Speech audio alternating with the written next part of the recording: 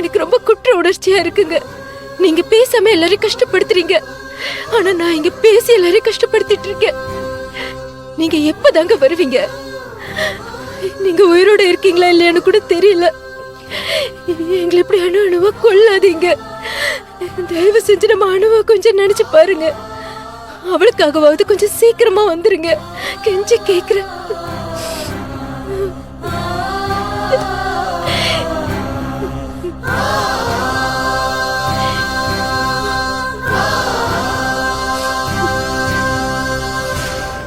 சரி விடு, நீ டென்ஷன் ஆகாத.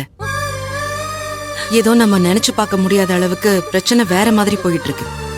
கொஞ்சம் எல்லாரும் நிலைமைய புரிஞ்சுக்கிட்டு நடந்துக்க முயற்சி பண்ணுங்க. நீ அவசரப்பட்டு பண்ண காரியத்தினால எவ்வளவு பெரிய பிரச்சனை வெடிக்குது பாரு. குடும்பத்துக்குள்ளேயே ஒருத்தர் மாத்தி ஒருத்தர் சண்டை போட்டுக்கிட்டு மனஸ்தாபம் ஆயிட்டு இருக்கு. ஏன்டா புரிஞ்சிக்காம பண்ற? அக்கா, நான் பண்ணதில் என்ன தப்புன்னு எனக்கு புரியல.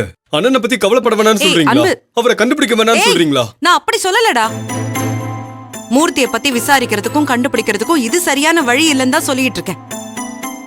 அத்தையும் விக்னேஷையும் சந்தேகப்படுறதுனால இவ கஷ்டப்படுறாள்.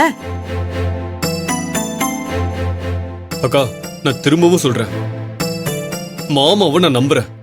ஆனா அவங்க அம்மாவையும் செங்குட்டவனையும் நான் நம்பவே மாட்டேன்.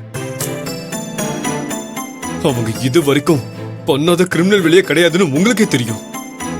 அதெல்லாம் யோசிச்சு பார்க்கும்போது அவங்க தான் ஏதோ பண்ணிருக்காங்கன்னு எனக்கு சந்தேகமா இருக்கு.